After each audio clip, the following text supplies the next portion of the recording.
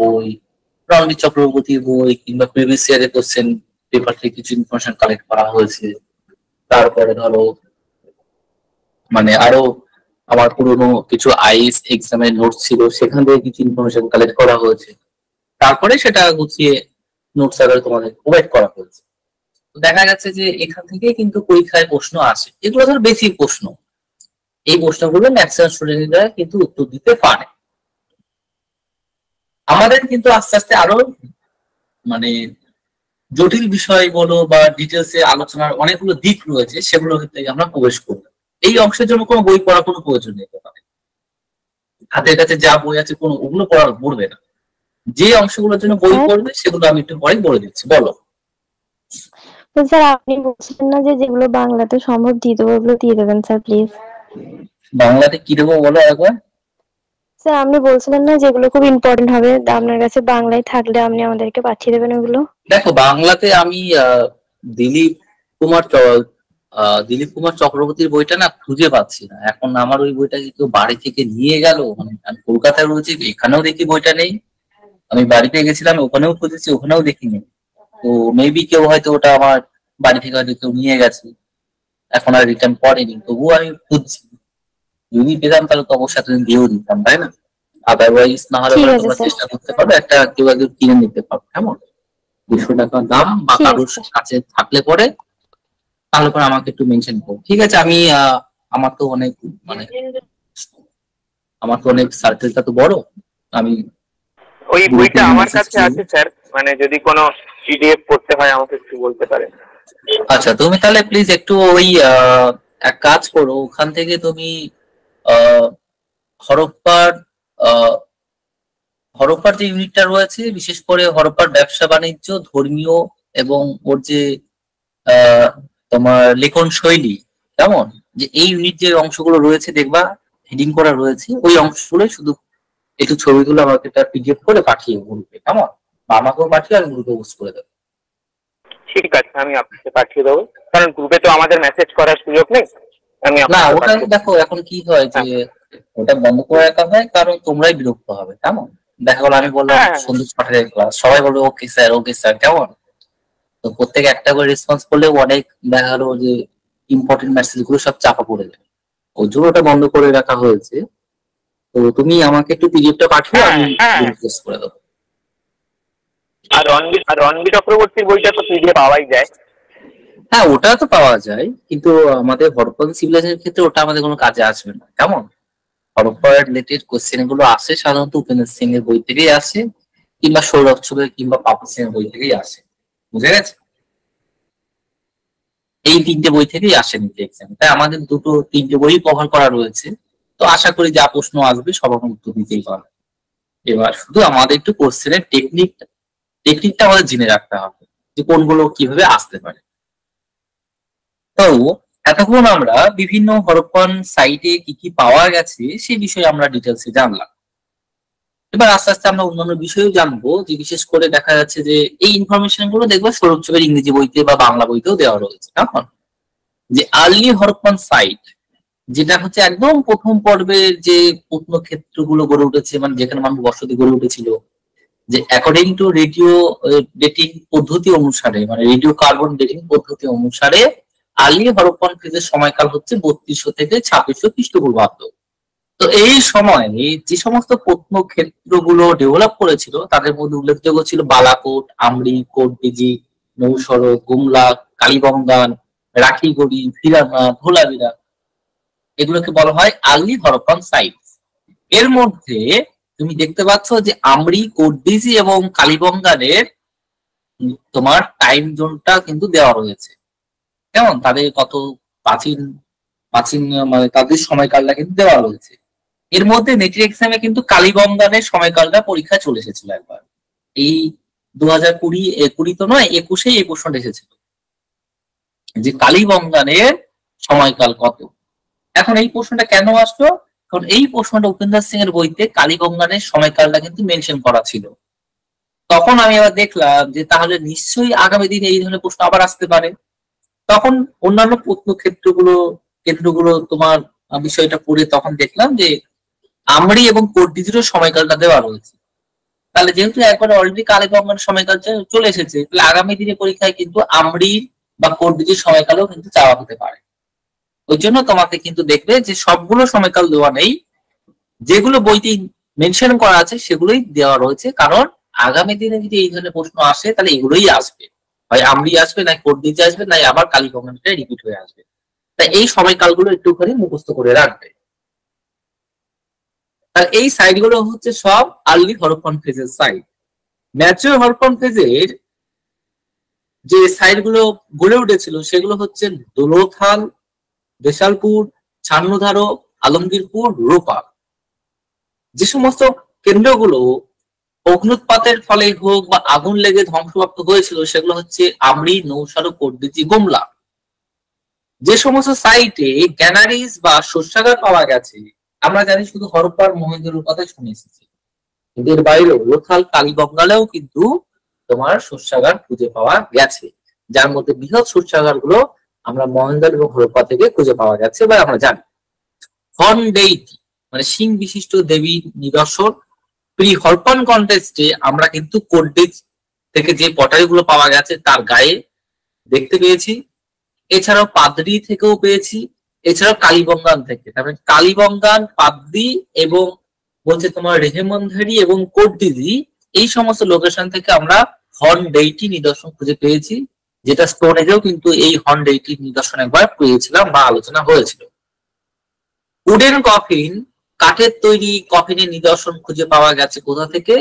হরপ্পা এবং রিসেন্টলি রাখিগড়ি থেকে খুঁজে পাওয়া গেছে। পটারি ক্লিনস মানে মাটি পাত্র পোড়ানোর যে ভাটা বা চুল্লি, যেটাকে পটারি ক্লিনস বলা হচ্ছে, তার নিদর্শন হরপ্পা, মহেঞ্জোদারো, ছান্নধারো, নৌসারো থেকে পাওয়া গেছে। এভিডেন্স অফ রাইনোকুরাসের বোনস মানে হচ্ছে এক সিংহ গন্ডারের নিদর্শন, মানে তার হাড়, আমরি থেকে খুঁজে পাওয়া গেছে। তা এবং তার পেন্টিং এর চিত্র শত্রুগায় থেকে খুঁজে পাওয়া গেছে। কটন ক্লথের নিদর্শন হরপ্পা, মহেঞ্জোদারো, আলমগীর থেকে পাওয়া গেছে। পিট ডিউলিং মানে মাটির যে গর্তগুলো থাকতো সেটা কুনাল, ভিরানা এবং মিতাথাল থেকে খুঁজে পাওয়া গেছে। স্পোক হুইল কেমন মানে গরুর গাড়ির চাকার মতন যেমন দেখতে হয় ওরকম একটা চাকার নিদর্শন মাটির তৈরি, সেটা বানোয়ারি, রাখিগড়ি, ভিড়া থেকে খুঁজে পাওয়া গেছে। এছাড়াও কাল্টিভেটেড ফিল্ডস খুব গুরুত্বপূর্ণ, চষা জমির নিদর্শন কালীবঙ্গান এবং শত্রুগাই থেকেও পাওয়া গেছে। টেরাকোটা মডেল অফ প্লাউ মাটির তৈরি লাঙলের নিদর্শন তোমার বাহা, ওয়ালপুর, বানোয়ালি থেকে খুঁজে পাওয়া গেছে। বিট ফ্যাক্টরি, পুঁথি তৈরির কর্মশালা ছান্নধারো, লোথাল, বাগাসর থেকে পাওয়া গেছে। তারপর ক্লে মডেলস বোটস মানে কাদামাটির তৈরি জাহাজের চিহ্ন, জাহাজের মূর্তি খুঁজে পাওয়া গেছে লোথাল এবং মহেঞ্জোদারো থেকে। সিলিন্ডার আকৃতির সিলমোহর মানে বেলুন আকৃতির সিলমোহর, সরি ড্রিল মেশিন মানে পুঁথি তৈরি করতে গেলে পরে যে ড্রিল মেশিন দিয়ে সেগুলোকে ছিদ্র করা হতো, সেই সিলিন্ডার আকৃতির ড্রিলের নিদর্শন ধোলাবিরা, মহেঞ্জোদারো, হরপ্পা, ছান্নধারো খুঁজে পাওয়া গেছে। হরপ্পাতে সাধারণত বলছে যে ট্রু ক্রপস অ্যাট ওয়ান্স একসাথে দুই ধরনের ফসল চাষ করা হতো, তার নিদর্শন কালীবঙ্গান থেকে পাওয়া গেছে। আর এটা হচ্ছে প্রি হরপ্পান সাইট, আর লেট হরপ্পান সাইটে পিরাক থেকে এই নিদর্শনটা খুঁজে পাওয়া গেছে। কারণ চাষের নিদর্শন কালীবঙ্গান থেকে আমরা দেখেছি, মাটি মানে লাঙল দিয়ে চষা জমির নিদর্শন পেয়েছি কেমন। তো তারপরে ওখানেই তোমার ট্রু ক্রপস অ্যাট ওয়ান্স মানে একসাথে দুটো ফসল চাষ করা হতো সেই এভিডেন্স পাওয়া গেছে।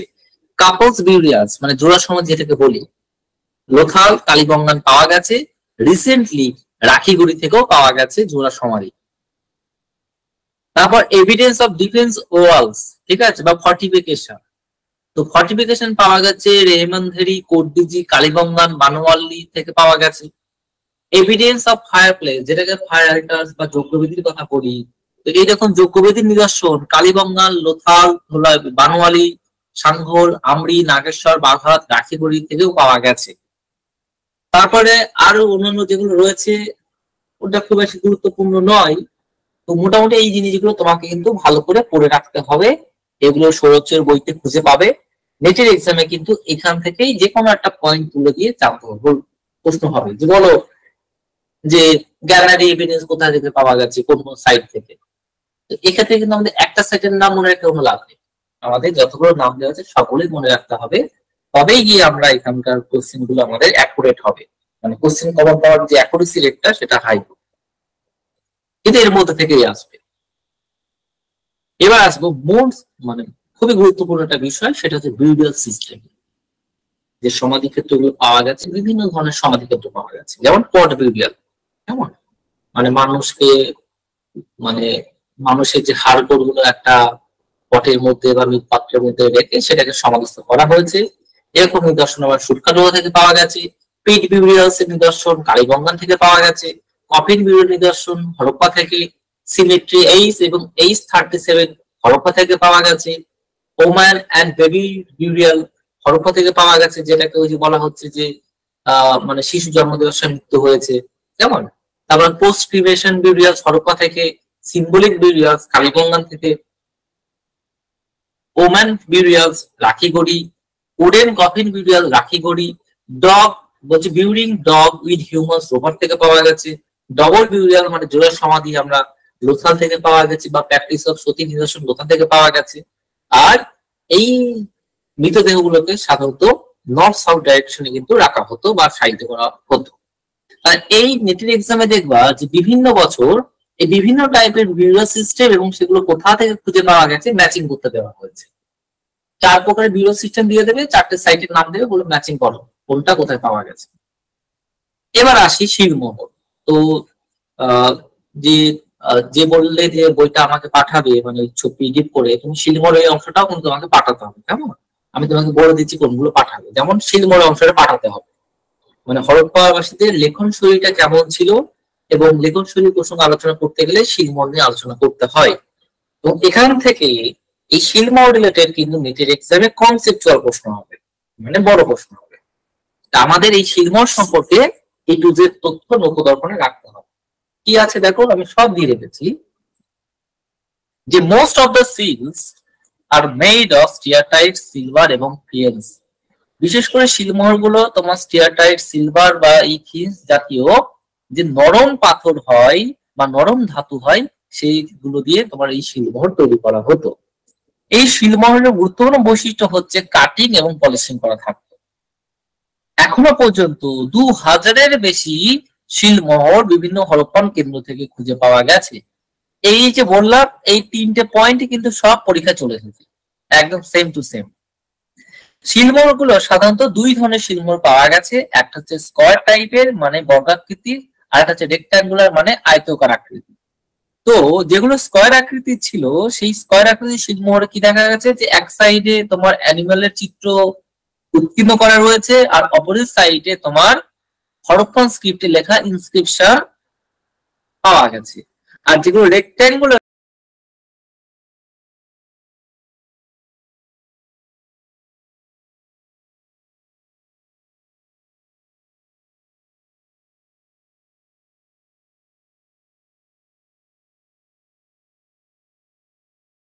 ছিল সেগুলো শুধু এক সাইডে হরপ্পান যে স্ক্রিপ্টে লেখা ইনস্ক্রিপশন খুঁজে পাওয়া গেছে। টোটাল 2 ধরনের ইনস্ক্রিপশন পাওয়া গেছে, মানে সরি শিলমোহর পাওয়া গেছে। যার মধ্যে এই শিলমোহর গুলোর জন্য তৈরি করার ক্ষেত্রে যে কালারটা ইউজ করা হতো, যেটা সবচেয়ে বেশি ইউজ করা হতো, সেটা হচ্ছে গ্রিন। এবং এই শিলমোহরের গায়ে যে প্রাণীর চিহ্নটা সবচেয়ে বেশি উৎকীর্ণ করা হয়েছে সেটা হচ্ছে ইউনিকর্ন। তবে এই শিলমোহরে কিন্তু কোনো সাধারণত কোনো বার্ডসের চিহ্ন বা পাখিদের চিহ্ন কিন্তু দেখতে পাওয়া যায়নি। তবে ব্যতিক্রমে কিন্তু একটা এভিডেন্স গরুডার সিম্বল কিন্তু আমরা আই থিঙ্ক মহেন্দ্র বা হরপ্পা শিলমোহর কিন্তু পেয়েছি, ওটা ব্যতিক্রমী এভিডেন্স। শিলমোহরের গায়ে এভারেজ তোমার 5টা করে সাইন বা চিহ্ন থাকতো।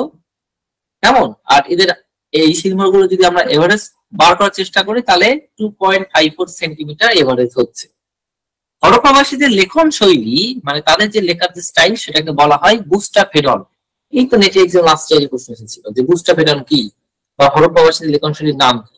শুধু এবছর নয়, এই প্রশ্ন আগেও অনেকবার রিপিট হয়েছিল। তাহলে বুস্টাফেডন হচ্ছে হরপ্পাবাসীদের রাইটিং স্কিল। তো বুস্টাফেডন পদ্ধতিতে আমরা সাধারণত বাদিক থেকে ডান দিকে যাই।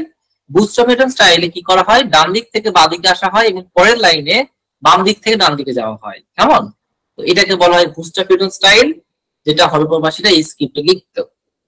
বলা হচ্ছে যে সিলিন্ডার শিলমোহর হ্যাভ বিন ফাউন্ড, যে সিলিন্ডার আকৃতির শিলমোহর পাওয়া গেছে কালীগঙ্গান থেকে। পশুপতির শিলমোহর পাওয়া গেছে মহেন্দ্র থেকে। পার্সিয়ান গুলফের শিলমোহর খুঁজে পাওয়া গেছে লোথাল থেকে, কারণ লোথাল বৈশ্বিক বাণিজ্যের সাথে যুক্ত ছিল। পার্সিয়ান গ্রুপের শিলমোহর লোথালে পাওয়া গেছে, যেহেতু এটা তোমার মানে কি বলবো তোমার বৈদেশিক বাণিজ্যের সাথে যুক্ত ছিল সেই কারণে। এবং লোথালে এমন শিলমোহর পাওয়া গেছে যার গায়ে তোমার জাহাজের চিহ্ন বা নৌকার চিহ্ন উৎকীর্ণ করা হয়েছে। মহেঞ্জোদারোতে বলছে যে দুটি সিলভার শিলমোহর পাওয়া গেছে উইথ ইউনিকর্ন, একটা কাল্পনিক ঘোড়া হরপ্পাবাসীদের। মহেঞ্জোদারো এই সময় একটা কাল্পনিক ঘোড়া বলতে পারো, যে ইউনিকর্নের চিহ্ন, কাল্পনিক ঘোড়া কেউ হরিণও বলে, কেমন, যে সেই যেটাকে ইউনিকর্ন বলা হয়, তো তার নিদর্শন আমরা এই মহেঞ্জোদারো থেকে প্রাপ্ত দুটো সিলভারের শিলমোহরের গায়ে দেখতে পাই। পশুপতি শিলমোহর যেটা মহেঞ্জোদারোতে পাওয়া গিয়েছিল, সেই শিলমোহরে টাইগার, এলিফ্যান্ট, বাফেলো, ডিয়ার এবং রাইনোসরাস এই 5টা প্রাণীর মূর্তি দেখতে পাওয়া যায়।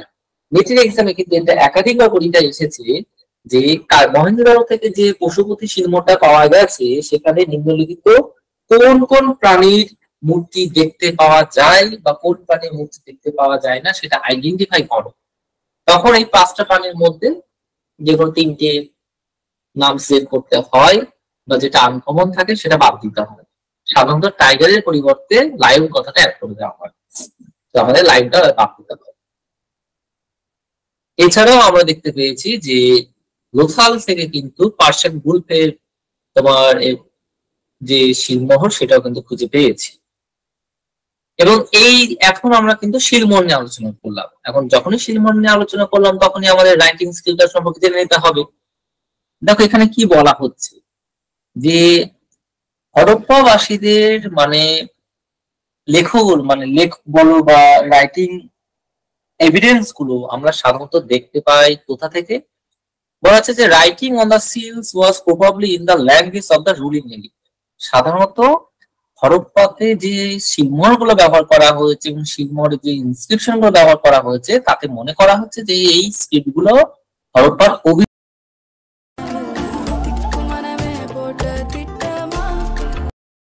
অভিজাতদের ভাষা ছিল এবং অভিজাতরা এই ধরনের শিলমোহর গুলো মানে ব্যবহার করতো, তাও সেগুলো কিন্তু বাণিজ্যিক উদ্দেশ্যে।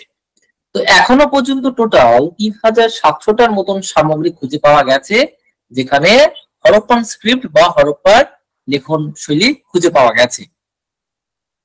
এবং এই লেখনীগুলো বা এই লিখিত উপাদানগুলো বিশেষ করে শিলমোহরের গায়ে, কোনো কপার ট্যাবলেটস এর গায়ে কিংবা কোনো পটারির গায়ে, ব্রোঞ্জের কোনো সামগ্রীর গায়ে কিন্তু এই ধরনের লেখনীগুলো খুঁজে পাওয়া গেছে, যার মধ্যে 50% লিখিত উপাদানই কিন্তু আমরা মহেঞ্জোদারো থেকে খুঁজে পেয়েছি। যার মধ্যে সবচেয়ে বড় যে লংগেস্ট যে লেখনী বলো বা যে লেখন তোমার দ্রব্যটা খুঁজে পাওয়া গেছে সেখানে 26টা সাইন কিন্তু খুঁজে পাওয়া গেছে। এবং হরপ্পাবাসীদের এই লেখন স্টাইলটাকে বলা হয় বুস্টাবেনো স্টাইল, যেটা আগেই আলোচনা করেছি।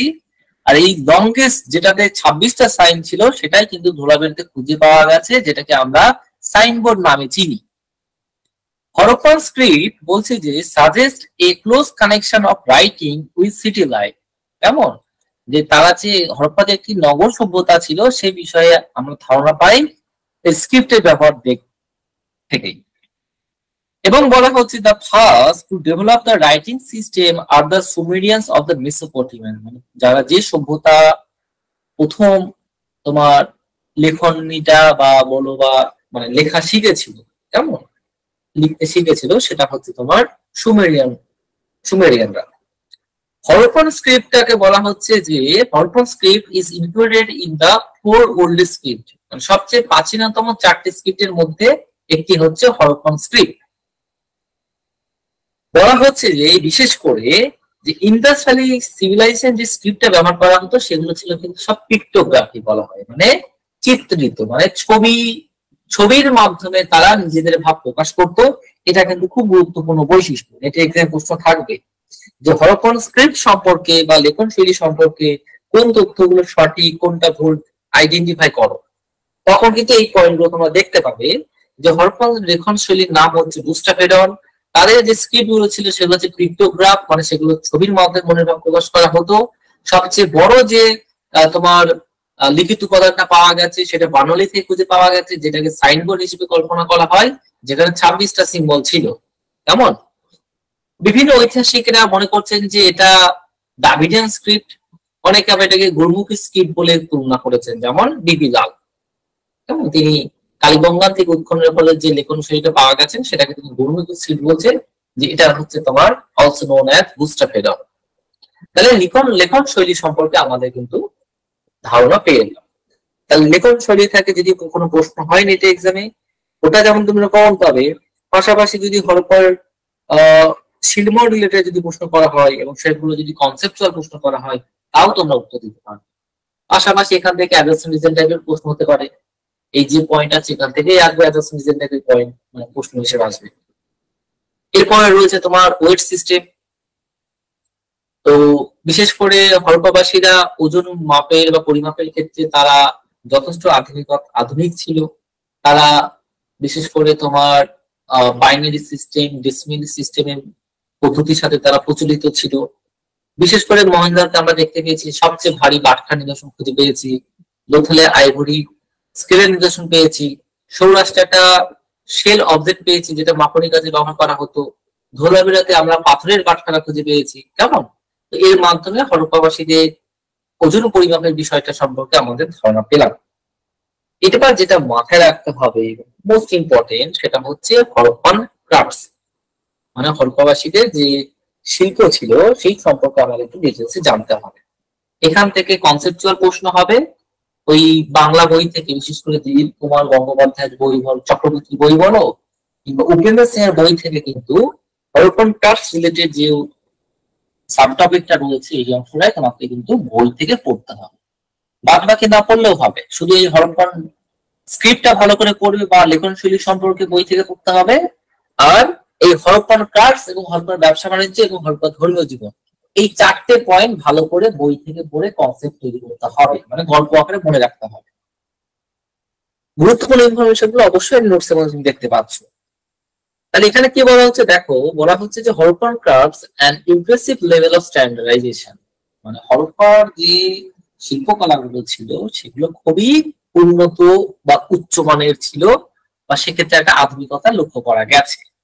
এবং এই আধুনিকতা শিল্পকলার ক্ষেত্রে আধুনিকতা লক্ষ্য করা গেছে, তার কারণ কি? তার কারণ বলছে যে হরপ্পার শিল্পকলার উপর কিন্তু স্টেট কন্ট্রোল ছিল, মানে ঐজার শ্রেণী বলো বা প্রশাসনিক ব্যবস্থার একটা শক্ত কন্ট্রোল ছিল বলেই কিন্তু এই ধরনের উন্নত মানের শিল্পকলা সেই সময়ে ফ্লোরিশ হতে পেরেছিল। বিশেষ করে সেই সময়ের বিশেষ করে পটারি কিংবা ব্রিক্স তৈরি করার ক্ষেত্রে, মানে মৃৎপাত্র কিংবা ইট তৈরি করার ক্ষেত্রে দেখা গেছে যে লোকাল মেটেরিয়ালস এবং সিম্পল টেকনোলজি ইউজ করা হতো, কিন্তু যে পণ্যগুলো উৎপাদন করা হতো সেগুলো কিন্তু খুবই উন্নত মানের গ্রেটার ভেরিয়েশনের পণ্য কিন্তু উৎপাদন করা হতো। তার মানে তারা লোকালি ইম্পোর্ট করা কাঁচামাল এবং খুবই সাধারণ টেকনোলজি প্রয়োগ করে উন্নত মানের শিল্পকলা তারা প্রদর্শন ঘটাতে পেরেছিল। এবং প্রত্নতত্ত্ববিদরা মনে করছেন যে এটা সম্ভব হয়েছিল কারণ এই শিল্পকলার উপর তোমার একটা স্টেট কন্ট্রোল ছিল, কারণ এই সমস্ত পণ্যের মানে প্রধান মানে যারা পৃষ্ঠপোষকতা করতেন বা যারা ব্যবহার করতেন তারা অভিজাত শ্রেণীরাই এগুলো এফোর্ড করতে পারতো। কেমন? তাই তারাই এগুলো কিন্তু বলা হচ্ছে যে দেখভাল করতেন। এছাড়াও হরপ্পারা বা হরপ্পানবাসীরা কটন এবং ওলেন টেক্সটাইলের সাথেও কিন্তু প্রচলিত ছিল। তার মানে কটন মানে হচ্ছে সুতি এবং উলের বস্ত্র তৈরি তারা করতে পারতো। বিশেষ করে এ বিষয়ে আমরা আমাদের হাইপোথিসিস কি যে হরপ্পা থেকে যে সমস্ত মানে মাটির তৈরি মূর্তিগুলো পাওয়া গেছে, তাদের সেই মাটির মূর্তিতে দেখা গেছে যে পশুপতি শিবের যে পুরোহিত মূর্তি পাওয়া গেছে, দেখা যাচ্ছে তার গায়ে একটা শাল জড়ানো রয়েছে, সেটা ফুটিয়ে তোলা হয়েছে। তার মানে যে হরপ্পাবাসীদের সেই সময়ের বস্ত্র কেমন ছিল সে বিষয়ে একটা আভাস পেলাম আমরা। তাই বলা হচ্ছে যে terracotta figurines wearing clothes reflect the kind of clothes people wear, যে তারা কি ধরনের পোশাক পরতেন সেটা বিভিন্ন মানে মাটির তৈরি মূর্তি থেকে কিন্তু স্পষ্ট বোঝা যায়। বিশেষ করে এছাড়াও মেসোপটেমিয়ান টেক্সট মেনশন, হরপ্পা এবং মেসোপটেমিয়া দুটো সমসাময়িক সভ্যতা ছিল। হরপ্পার লিপি আবিষ্কৃত হয়েছে কিন্তু পাঠোদ্ধার করা না গেলেও মেসোপটেমিয়ান লিপি কিন্তু পাঠোদ্ধার করা সম্ভব হয়েছে, এবং সেই মেসোপটেমিয়ান লিপি পাঠোদ্ধার করে আমরা সার্গনের কথা জানতে পারি, যে সার্গন হরপ্পার সময়ে সময়ে একজন রাজা ছিলেন।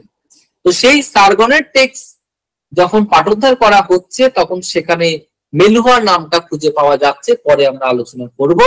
তো বলা হচ্ছে যে মেসোপটেমিয়ানরা এই মেলুহা মানে সিন্ধু অধিবাসীদের কাছ থেকে কটন আমদানি করতেন, কেমন, এবং বিশেষ করে মহেঞ্জোদারো থেকে কিন্তু বিভিন্ন কটন বা সুতি বস্ত্র নিদর্শন খুঁজে পাওয়া গেছে। এবং এই বস্ত্র তৈরির ক্ষেত্রে কিন্তু হরপ্পানবাসীরা কিন্তু স্পিনিং হুইলস মানে চরকার ব্যবহারের সাথেও কিন্তু তা প্রচলিত ছিল, সেটাও জানা যাচ্ছে। দেখো বলা হয়েছে যে Harappans are well known the use of spinning wheels. পরীক্ষায় প্রশ্ন এসে গেছে অলরেডি। একটা অপশন থাকবে যে তারা চরকার ব্যবহার জানতো, আর একটাতে থাকবে চরকার ব্যবহার জানতো না। কিন্তু আমরা জানি তারা জানতো বলেই তারা কটন বা উলেন টেক্সটাইল তৈরি করতে পারতো। এবং বিশেষ করে বলছে যে ওয়াভিং এ কার্টেজ ইন্ডাস্ট্রি প্র্যাকটিসিং ভিলেজ, মানে এই ধরনের বুনন শিল্প বলো বা তাঁত বোনা এগুলো কিন্তু গ্রামেই পারফর্ম করা হতো। এছাড়া অন্যান্য শিল্পকলার মধ্যে ছিল কি বিড মেকিং ফ্যাক্টরিজ বা পুঁথি তৈরির কর্মশালা, যেটা ছান্নধার ও লোথাল থেকে খুঁজে পাওয়া গেছে। তাছাড়া সিলিন্ডার আকৃতি স্টোনের যে ডিল মেশিন, যেটাকে পুঁথি তৈরি মানে করা হতো, সেই পুঁথি মানে ছিদ্র করা হতো, সেই ড্রিল মেশিন কিন্তু মহেঞ্জোদারো, হরপ্পা, ছান্নধার গোলাপে থেকে পাওয়া গেছে। এছাড়াও শেল ওয়ার্ক সেন্টার মানে ওই যে তোমার শঙ্খ বলো, শাক বলো, সেই তৈরি কর্মশালা খুঁজে পাওয়া গেছে ছান্নধারো, বালাকোট, নাগেশ্বর থেকে এটা হবে ব্যাঙ্গলস হবে, কেমন, এটা কে হবে না, এটা এল হবে। নাগেশ্বর থেকে তোমার চুরি তৈরি কর্মশালা খুঁজে পাওয়া গেছে। এছাড়াও বোন অ্যান্ড আইভরি ওয়ার্কিং মানে হাড় এবং এই হাতির দাঁতের বিভিন্ন নানান সামগ্রী তৈরি করা হতো রাখিগুলি থেকে। তাহলে আমরা এখন হরপ্পাবাসীদের যে কুটির শিল্প সম্পর্কে ধারণা পেলাম। পরীক্ষায় এখান থেকে কনসেপ্টের প্রশ্ন থাকবে যে বলো হরপ্পাবাসীদের শিল্পকলা সম্পর্কে কোন তথ্যগুলো সঠিক বা কোনটা ভুল সেটা চিহ্নিত করো। তখন এরকম বিভিন্ন প্রশ্ন থাকবে যে তারা লোকালি কাঁচামাল তারা ইম্পোর্ট করতে গেলে সিম্পল টেকনোলজি ইউজ করতেন। হয়তো অন্য অপশনে থাকলো যে তারা শিল্পকলার ক্ষেত্রে ভারী যন্ত্রপাতি ইউজ করতো, কিন্তু তুমি জানলে যে এখানে সিম্পল টেকনোলজি ইউজ করা হয়। তারপর বলা হচ্ছে যে হরপ্পাবাসীরা তোমার চরকার ব্যবহার জানতো, তুমি বললে যে তুমি জানো, যে জানে না। এইভাবে তোমার কনসেপ্টুয়াল প্রশ্ন থাকবে, দিয়ে বলবে যে এর মধ্যে কোনটা ঠিক বা কোনটা ভুল সেটা চিহ্নিত করো। পরীক্ষা এখান থেকে কিন্তু প্রশ্ন হয়, ওই জন্য এই অংশগুলো বই থেকে, বিশেষ করে তোমার উপেন্দ্র সিং এর বই হোক কিংবা অন্যান্য বই থেকে এই অংশটা ভালো করে পড়তে হবে। মৃৎপাত্রের ক্ষেত্রে আমরা দেখতে পেয়েছি যে হরপ্পান পটারি রিফ্লেক্টস বলছে এফিসিয়েন্ট মাস প্রোডাকশন, মানে হরপ্পা থেকে যে হারে মৃৎপাত্র খুঁজে পাওয়া গিয়েছে তাতে মনে করা হচ্ছে যে সমসাময়িক সময়ে মানে মৃৎপাত্র তৈরি করা ছিল একটা গণ প্রোডাকশন, মানে একটা বৃহৎ সংখ্যক মানুষ তারা মাটির তৈরি বাসনপত্র তারা তৈরি করতেন।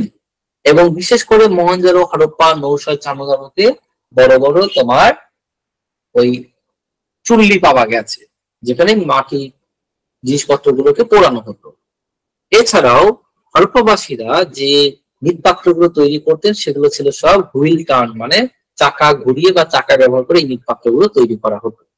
আর হরপ্পার মৃৎপাত্রের যে বৈশিষ্ট্য ছিল সেগুলো ছিল কি, এই যে তোমার এই যে গ্লেজ রয়েছে, ইনস্ক্রাইব রয়েছে, কেমন, এগুলো সবই কিন্তু তোমার বৈশিষ্ট্য, কেমন, এগুলোর ইংরেজি টার্ম রয়েছে আর বাংলার মিনিংও পাবে, মানে এগুলো বস্তু আকচক্য জাতীয়, তারপরে তোমার লিখিত আকারে, কেমন, এই কত প্রকারের পটারি নিদর্শন পাওয়া গেছে পরীক্ষা কিন্তু একবার এসেছিল।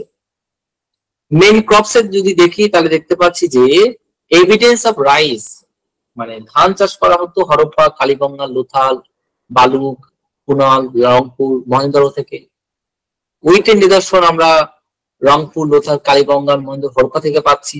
বার্লি প্রোডাকশনের জন্য বিখ্যাত ছিল হরপ্পা, মহেন্দ্র এবং কালীগঙ্গা এবং বানোয়ারিটা এখানে নেই, বানোয়ারিটা কিন্তু বিখ্যাত ছিল বার্লি উৎপাদনের জন্য। মিলেট চাষ করা হতো সোটকাটোডা, রোজদি, শত্রুঘা এবং হরপ্পা থেকে। Garlic, the earliest evidence of garlic has been found in Balu in Haryana.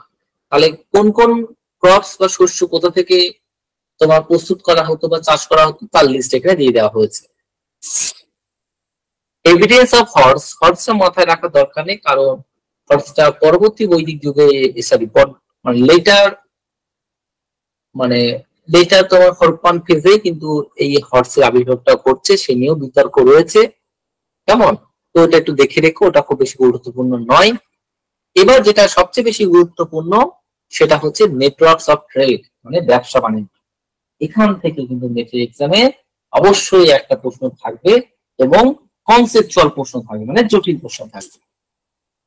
সাধারণত তারা যে সমস্ত মেটেরিয়ালস গুলো বিভিন্ন লোকেশন থেকে ইম্পোর্ট করতেন, যেমন কপার তারা আমদানি করতেন রাজস্থানের খেতড়ি থেকে, নাগসা যোধপুর কালচার থেকে।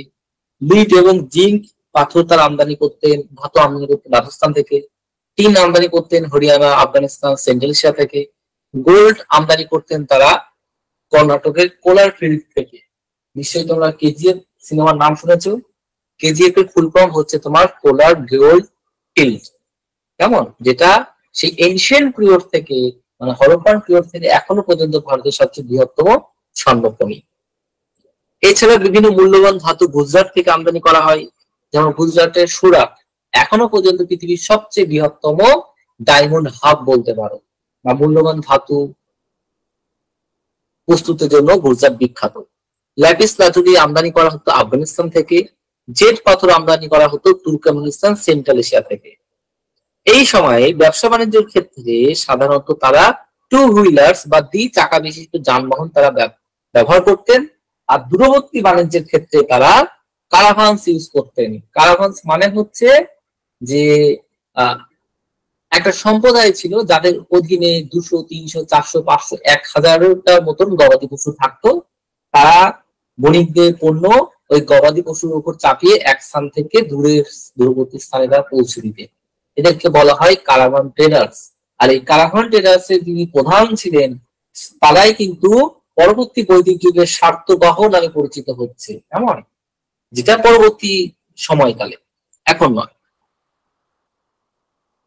এছাড়া দেখা যাচ্ছে যে যানবাহন পরিবহনের ক্ষেত্রে ক্যামেলের ইউজও করা হতো বা উটের ব্যবহারও করা হতো। এবং পাশাপাশি তোমার বিভিন্ন তোমার রুটস মানে বিশেষ করে কোস্টাল রুটস এর কথা জানা যায়, যেমন লোথাল, ধোলাবিরা থেকে সুতপাজেনা যাওয়া যেত। কেমন, এবার আমাদের এটা মাথায় রাখতে হবে যে হরপ্পার সাথে বা সিন্ধু সভ্যতার সাথে বৈদেশিক বৈদেশিক সভ্যতার কানেকশনটা কেমন ছিল, এটা আমার একটু ভালো করে তুমি একটু ফোকাস করো। যে Harappan related objects found in Turkmenistan sites like Altyn Depe, Namazga, খাপুর, মানে হরপ্পার বৈশিষ্ট্যযুক্ত সামগ্রী তুর্কমেনিস্তানের সভ্যতা থেকে খুঁজে পাওয়া গেছে। তুর্কমেনিস্তান সভ্যতার যে বিভিন্ন কেন্দ্র আমাদের যেমন ইন্ডাস ভ্যালি সিভিলাইজেশনে হরপ্পা, মহেঞ্জোদারো, চারুদার, লোথাল এগুলো কেন্দ্র, ঠিক তুর্কমেনিস্তান সভ্যতারও বিভিন্ন কেন্দ্র যেমন আলতেন দেব, নামাজ বা খাপুর, সেগুলোকে যখন উৎখনন করা হয়েছে সেখান থেকে আমরা হরপ্পার বৈশিষ্ট্যযুক্ত সামগ্রী খুঁজে পেয়েছি। তার মানে অতীতে এই দুই সিভিলাইজেশনের মধ্যে গভীর বাণিজ্যিক সম্পর্ক ছিল।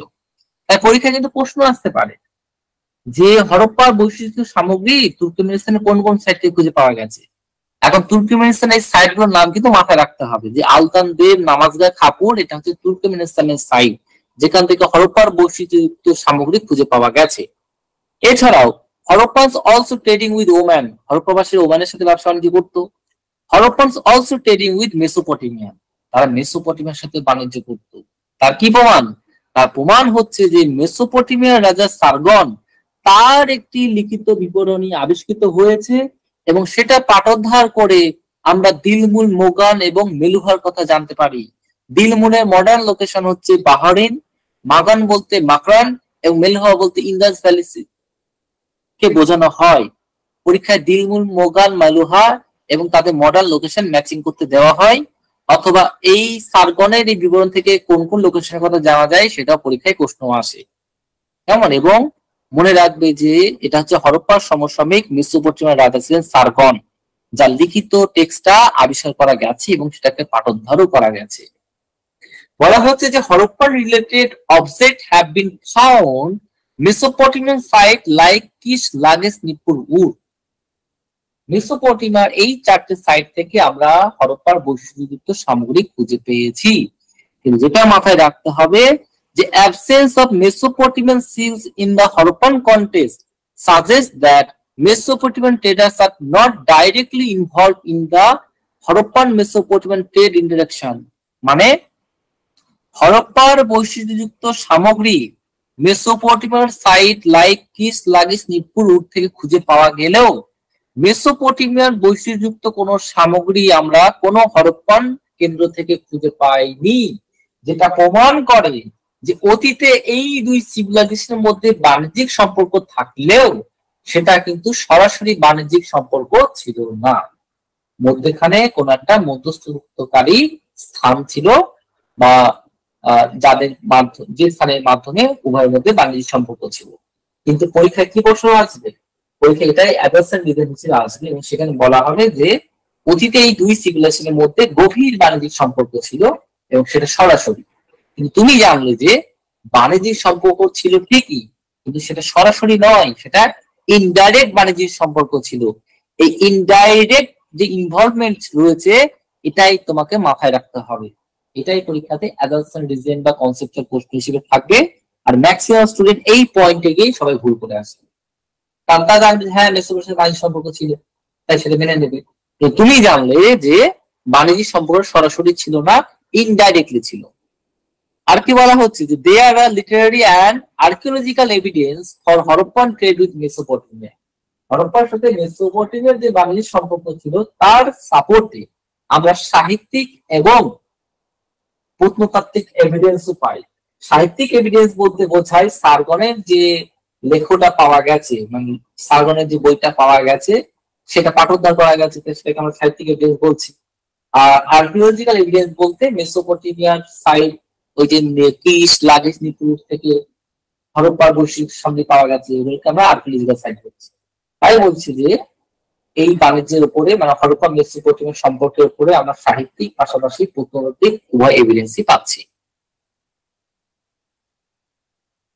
এবার যেটা আমাদের তোমাকে দেখতে হবে যে evidence of trade with Afghanistan comes from Harappan trading outpost at শত্রুখাই।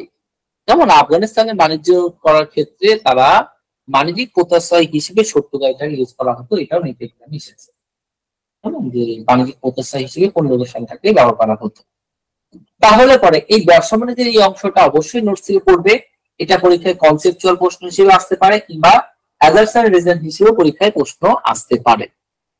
এবার আমরা যে বিষয়টা নিয়ে আলোচনা করব, যেটা তোমাদের বই নিয়ে এই অংশটাই ভালো করে দেখতে হবে, সেটা হচ্ছে ধর্মীয় জীবন। পরীক্ষা প্রশ্ন থাকবে হরপ্পার ধর্মীয় জীবন সম্পর্কে কোন তথ্যগুলো সঠিক বা ভুল সেটা চিহ্নিত করো। আমরা কনসেপ্ট উপর জোর দেব। আর এই অংশটাই তোমাদেরকে কিন্তু দিলীপ কুমার চক্রবর্তীর বই থেকে ভালো করে পড়ে নিতে হবে। যেমন 1-2 পেজের বই ইনফরমেশন আছে, পড়ে নেবে।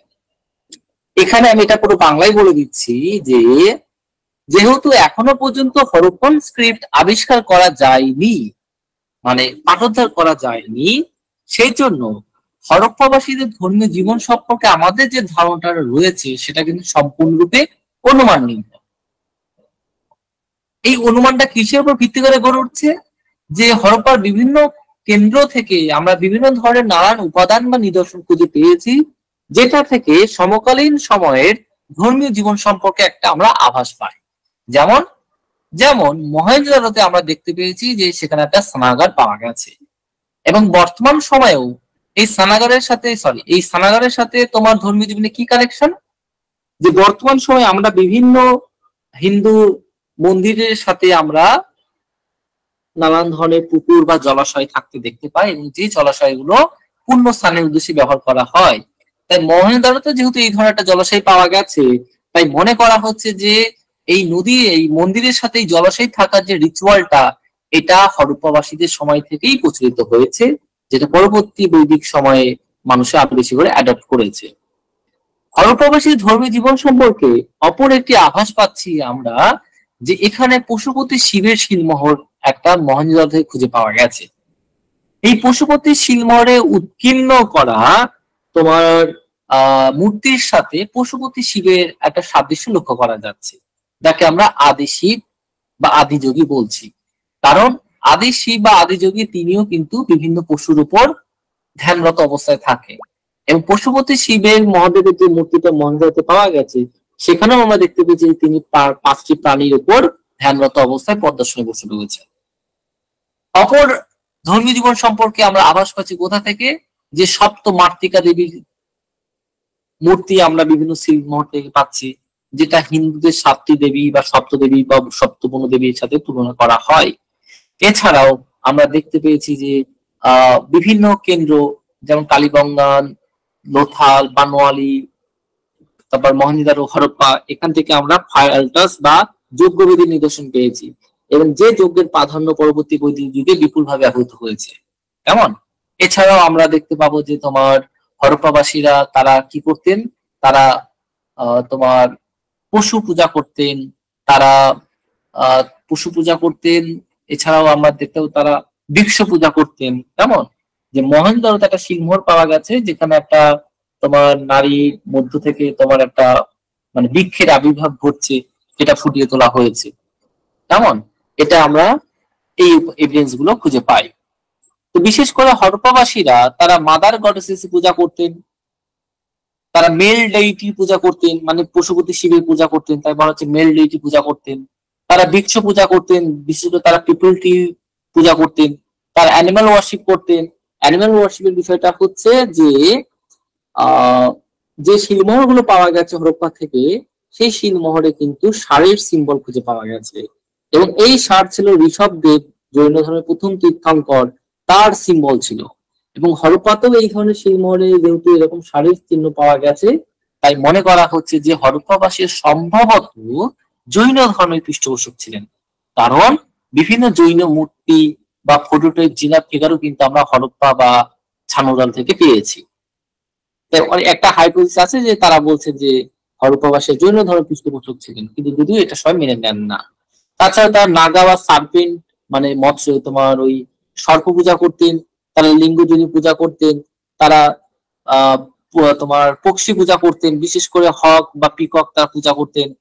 তারা স্বস্তিকা সিম্বলের নিদর্শন আমরা হরপ্পা থেকে পেয়েছি এর আগে। তাছাড়া আমরা পশুপতি শিবের মূর্তি পূজা করা হতো, সেটাও আমরা পেলাম। ওই কি প্রশ্ন থাকবে যে হরপ্পাদের ধর্মীয় জীবন সম্পর্কে কোন তথ্যগুলো সঠিক বা ভুল সেটা চিহ্নিত করো। তাহলে কোন কোন প্রাণী বা কোন কোন বিষয়ে তারা পুজো করতেন সেটা পরীক্ষায় আসে, যেগুলো পয়েন্ট করে এখানে দেওয়া রয়েছে। এছাড়াও John Marshall gave hypothesis about the religious life of Harappa. হরপ্পাবাসীদের ধর্মীয় জীবন সম্পর্কে সর্বপ্রথম যিনি অনুমান করেছেন বা হাইপোথিসিস দিয়েছেন তার নাম হচ্ছে জন মার্শাল। তিনি বলছেন যে বিভিন্ন প্রত্নক্ষেত্র থেকে যে সমস্ত ফিমেল গডেসেস ফিগার গুলো খুঁজে পাওয়া গেছে, এগুলো সম্ভবত ফার্টিলিটির সাথে রিলেটেড, অথবা এটা কোনো cross cultural parallels with other civilization evidence হতে পারে, অথবা বলা হচ্ছে যে importance of goddesses worship in later Hinduism, মানে পরবর্তী হিন্দুইজমে বা পরবর্তীকালে যখন আমরা দেখতে পাবো যে তোমার নারীদের দেবীর উপর প্রাধান্য দেওয়া হচ্ছে, সেটার একটা আভাস দেওয়া হয়। অথবা তিনি বলছেন যে এগুলো কিছুই নয়, এগুলো জাস্ট মাটির তৈরি খেলনা, বাচ্চাদের বন্ধুদের জন্য তৈরি করা হয়। তো এই হাইপোথিসিস গুলো দিয়েছেন তোমার বিশেষ করে হরপ্পান কন্টেক্সটে যে নারী মূর্তি গুলো পাওয়া গেছে বা মাদার গডেস ফিগার গুলো কল্পনা করি সেই প্রসঙ্গে। এছাড়া তিনি বলছেন যে এই ফিমেল ফিগারেন গুলো সম্ভবত এটার কোনো কেল্টিক সিগনিফিকেন্স থাকতে পারে, অথবা এটা কোনো হাউস হোল্ড রিচুয়াল হতে পারে, অথবা এগুলো বাচ্চাদের সিম্পল খেলনা হতে পারে, অথবা এগুলো জাস্ট গৃহস্থলীর যে ডেকোরেট আইটেম মানে ঘর সজ্জার কাজে ব্যবহার করা হতো। হরপ্পার টেরাকোটার উপর যিনি গবেষণা করেছেন তার নাম হচ্ছে আলেকজান্ডার এ জনসন। তার লেখা বইয়ের নাম হচ্ছে a study of the Harappan terracotta. Female figure গুলো সাধারণত হরপ্পা মহেঞ্জোদারো বানোয়ারি থেকে খুঁজে পাওয়া গেছে। যেখান থেকে কোনো নারী মূর্তি খুঁজে পাওয়া যায়নি সেটা হচ্ছে কালীবঙ্গান, লোথাল এবং সুরকাটোলা। লিঙ্গ এবং যোনি পূজার নিদর্শন আমরা কালীবঙ্গান থেকে পাচ্ছি। কালীবঙ্গান থেকেই আমরা অ্যানিমাল এবং হিউম্যান স্যাক্রিফাইস এভিডেন্স পাচ্ছি। কালীবঙ্গান, লোথাল, বানোয়ালি, আমরি, রাখিগড়ি, বাঘাট, নাগেশ্বর থেকে ফায়ার অ্যাল্টার্স বা যজ্ঞবেদী নিদর্শনও পাই। তাহলে হরপ্পাবাসীর ধর্মীয় জীবন সম্পর্কে এখানে একটা কিন্তু স্পষ্ট ব্যাখ্যা এখানে দিয়ে দেওয়া হয়েছে। তোমরা জাস্ট উপেন্দ্র সিং এর বই আর ওই দিলীপ চক্রবর্তীর বই থেকে এই অংশটি দেখে নেবে, রিডিং দিয়ে পড়ে নেবে, আর বাদ বাকি ইনফরমেশন এখানে রয়েছে। আর হরপ্পাবাসীর ধর্মীয় জীবন সম্পর্কে কি কি প্রশ্ন এসেছে সেটা পিওয়াইকিউ বা পিবিসি এর কোশ্চেন প্র্যাকটিস করলে বোঝা যাবে। কেমন? আর আরেকটা বিষয় আজকে একটু আলোচনা করব, সেটা হচ্ছে যে এই সভ্যতার ধ্বংসের কারণ। বাদ বাকি অংশটা তোমরা একটু পড়ে নিও। দ্য রুলিং এলিটস, এটা তোমরা ওই কি বলবো ওটাকে, মানে দিলীপ গঙ্গোপাধ্যায়, দিলীপ কুমার চক্রবর্তীর বইতেও পাবে, উপেন্দ্র সিং এর বইতেও এই অংশটা পাবে। আমি জাস্ট যেটা আলোচনা করব সেটা হচ্ছে তোমার এই সভ্যতার পতনের কারণটা। আর বাদ বাকি দু একটা পয়েন্ট স্কিপ করে যাচ্ছে, সেগুলো তোমরা একটু প্লিজ পড়ে নিও, কেমন? খুব একটা গুরুত্বপূর্ণ নয়, নিজেরাই পড়লে বুঝতে পারবে। আমরা এই সভ্যতার ধ্বংসের কারণ সম্পর্কে যদি দেখি, তাহলে বলা হচ্ছে যে আর্য আক্রমণের ফলে এই সভ্যতার পতন ঘটেছিল, এই তত্ত্বটা সর্বপ্রথম সামনে এনেছিলেন রামপ্রসাদ চন্দ্র, যেটাকে সংক্ষেপে আরপি চন্দ্র বলা থাকে। নিচে অলরেডি চলে এসেছে যে এই সিন্ধু সভ্যতা বা হরপ্পা সভ্যতা আর্য আক্রমণের ফলে ধ্বংস হয়েছে, এই কথাটা সর্বপ্রথম বলেছিলেন আরপি চন্দ্র বা রামপ্রসাদ চন্দ্র। পরবর্তীকালে এই মতটাকেই সাপোর্ট করছেন তোমার স্যার মার্টিমার হুইলার। কেন? এক্ষেত্রে ঋগ্বেদের প্রসঙ্গ তারা নিয়ে এসেছেন, যে ঋগ্বেদে বলা হয়েছে যে দেবরাজ ইন্দ্রকে বলা হয়েছে পুরন্দর, মানে পুর মানে হচ্ছে নগর, আর নগর ধ্বংসকারীকে বলা হয় পুরন্দর। কেমন? ঋগ্বেদে তোমার দেবরাজ ইন্দ্রকে পুরন্দর বলা হয়েছে, তাই ঐতিহাসিকরা মনে করছেন যে এখানে নগর ধ্বংস করা বলতে এই হরপ্পা নগরীটাকে পতন ঘটিয়ে আর্যদের দেশে বিস্তার ঘটেছিল, এই জন্য তাকে পুরন্দর বলা হয়েছে। এটা হলো একটা হাইপোথিসিস। তাছাড়াও স্যার মার্টিমার হুইলার ঋগ্বেদ থেকে দেখিয়েছেন সেখানে হরিয়কীয় কথাটা মেনশন করা রয়েছে, যেটা হরপ্পা নামক কেন্দ্রটাকে ইঙ্গিত করে। তো এই তত্ত্বের উপর ভিত্তি করে এই রামপ্রসাদ চন্দ্র এবং পরবর্তীকালে স্যার মার্টিমার হুইলার বলছেন যে এই সভ্যতা ধ্বংসের জন্য আর্যরাই দায়ী, কারণ তারাই আক্রমণ করে তারা এই সভ্যতার পতন ঘটিয়েছে। তার মানে বেসিক্যালি তারা আর্যরা যে একটা বিদেশি জাতি, সেটাকেও তারা কিন্তু মেনে নিচ্ছেন বা সেটাকে তারা প্রমাণ করছেন।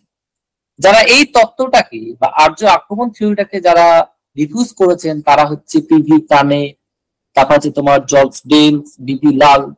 অন্যদিকে সিন্ধু নদীর গতিপথ পরিবর্তনকে এই সভ্যতার পতনের জন্য দায়ী করেছেন এইচ ল্যাম্বিক্স। বিশেষ করে মহেঞ্জোদারো, ছান্নধারো, আমরি, এই কেন্দ্রগুলো কিন্তু সিন্ধু নদীর বন্যার ফলে ধ্বংস হয়েছিল।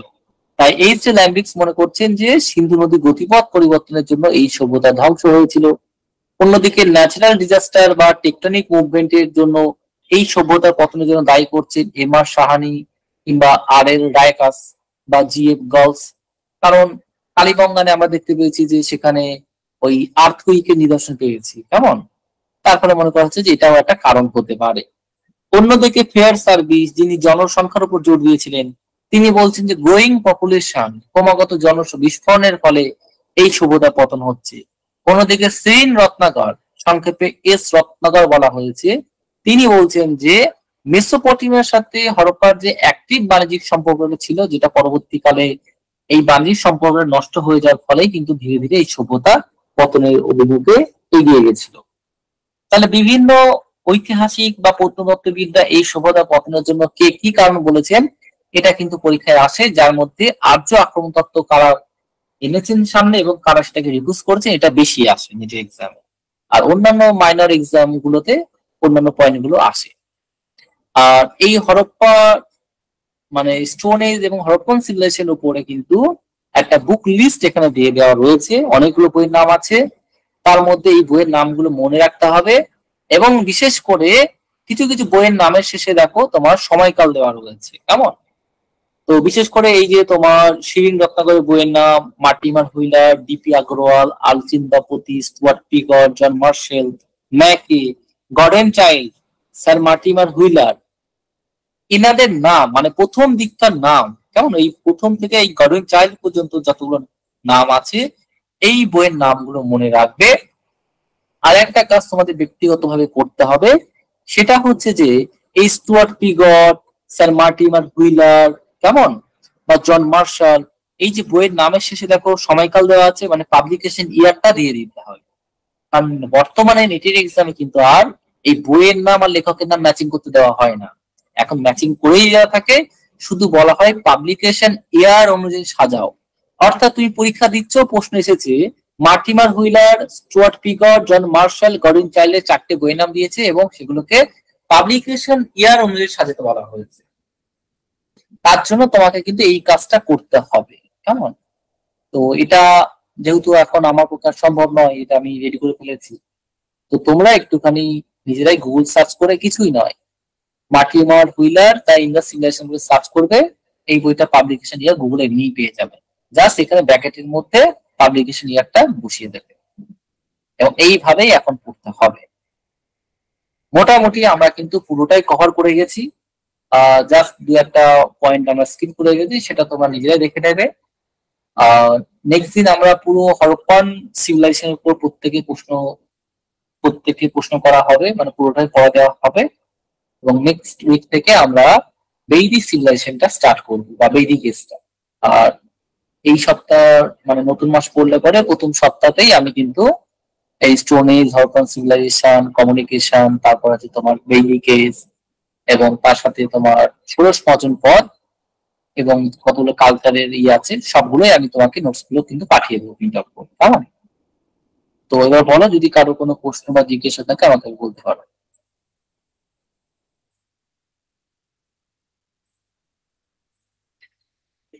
বলো কার কি প্রশ্ন আছে।